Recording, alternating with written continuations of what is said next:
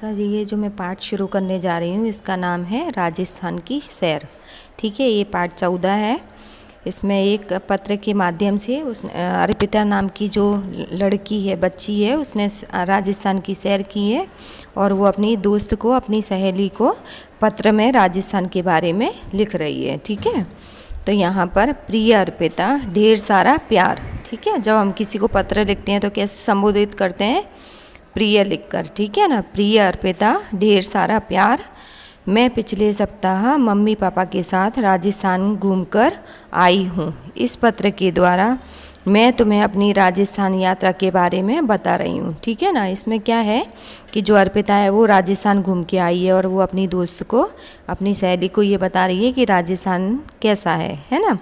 तो राजस्थान को राजा महाराजाओं के प्रदेश के रूप में जाना जाता है। यहाँ राणा सांगा और महाराणा प्रताप जैसे महान वीरों ने जन्म लिया था। ठीक है, ये राजा महाराजाओं की भूमि के रूप में जाना जाता है।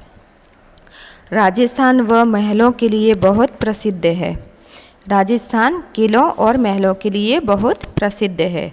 अजमेर, चित्तौड़गढ़, आमेर और भरतपुर के किलों को देखने के लिए यहाँ पर दूर दूर से पर्यटक आते हैं। ठीक है ना, जयपुर का हवा महल हो या उदयपुर का जल महल, सभी राजस्थान की सुंदरता में चार चांद लगा देते हैं। ठीक है ना, जयपुर का हवा महल कहाँ है? जयपुर में।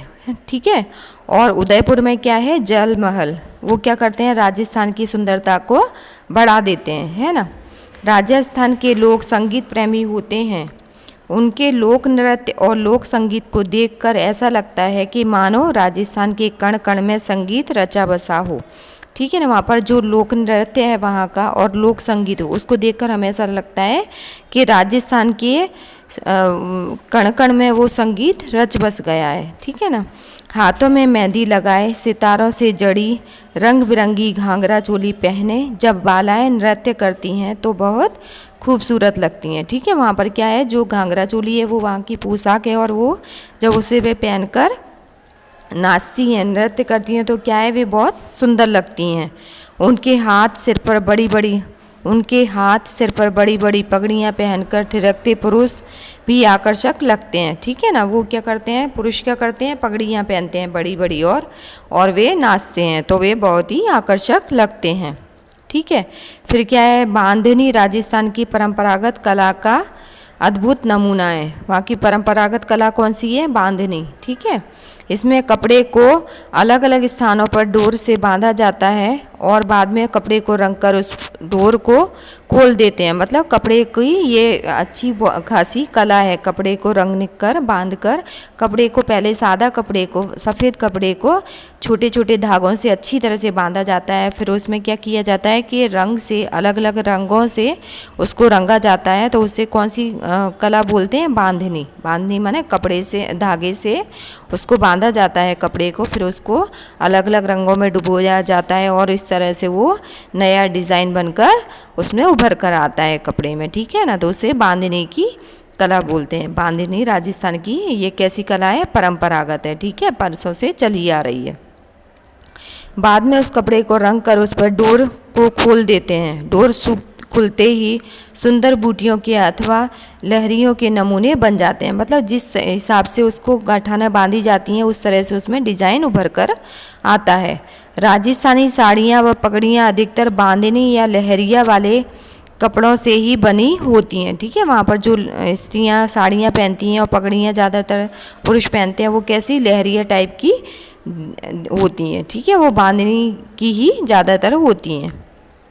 इसके अतिरिक्त राजस्थान के लोग कठपुतली बनाने की कला, नक्काशी, कशीदाकारी और लघु चित्रकारी में भी प्रवीण है। मतलब यहाँ की क्या खासियत है राजस्थान की कि यहाँ के लोग क्या है? राजस्थान के लोग क्या करते हैं? कठपुतली बनाने की कला में माहिर हैं। ठीक है ना, और नक्काशी, छोटी छोटी जो काशियाँ होती हैं, नक्काशी, कशीदाकारी, कढ़ाई, ये जो सब चीज़ें हैं वो वहाँ पर क्या है? राजस्थान की खासियत है, ठीक है। और ये लघु चित्रकारी में भी प्रवीण है, मतलब छोटे छोटे चित्र, भित्ति चित्र जो होते हैं, दीवारों पर चित्र बनाना, ये सब में वहाँ के लोग माहिर हैं, है ना। राजस्थान को रेगिस्तान प्रदेश के रूप में भी जाना जाता है। राजस्थान को हम कैसा मानते हैं? रेगिस्तानी प्रदेश के रूप में जाना जाता है ये प्रदेश, ठीक है।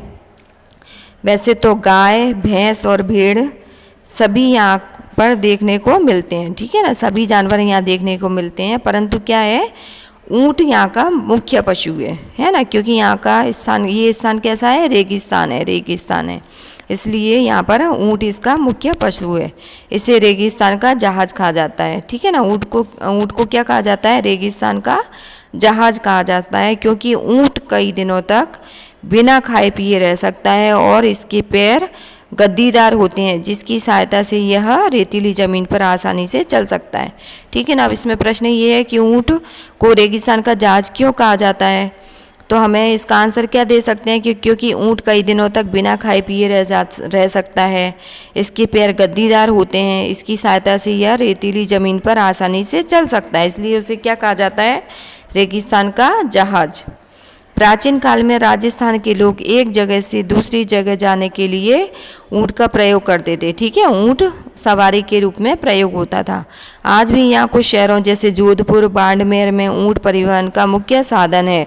राजस्थान के लोग सभी पर्वों को बड़े उत्साह के साथ मनाते हैं, ठीक है। यहाँ पर जयपुर में हाथी मेला, गणगौर महोत्सव, तीज महोत्सव तथा शीतला अष्टमी का मेला बहुत धूमधाम से मनाया जाता है। सचमुच राजस्थान घूमने के बाद तो दिल बाग बाग हो गया। दिल बाग बाग होना माने खुशी से गदगद होना, है ना, अत्यधिक खुशी होना। तरह तरह की लोक संस्कृतियों, लोक कलाओं और शिल्पकलाओं को अपनी गोद में समेटे हुए राजस्थान एक अनूठा प्रांत है, ठीक है। आज भी यहाँ की यादें ताज़ा होकर मेरी आंखों के सामने जीवंत हो गई हैं। मतलब मुझे जो उसकी सहेली है वो लिख रही है कि इन सब बातों को जब मैं लिख रही हूँ और याद कर रही हूँ तो मुझे ऐसा लग रहा है कि वे मेरी आंखों के सामने आ गई हैं। शेष बातें मिलने पर बताऊँगी। आंटी अंकल को मेरी नमस्ते कहना, वैभव को मेरी तरफ से ढेर सारा प्यार देना, तुम्हारी सखी काव्या, ठीक है। तो ये पाठ यहाँ पर ख़त्म होता है। आगे ये प्रश्नोत्तर और इसके जो व्याकरण मतलब जो ग्रामर है वो मैं आपको अगले वीडियो में बताऊंगी।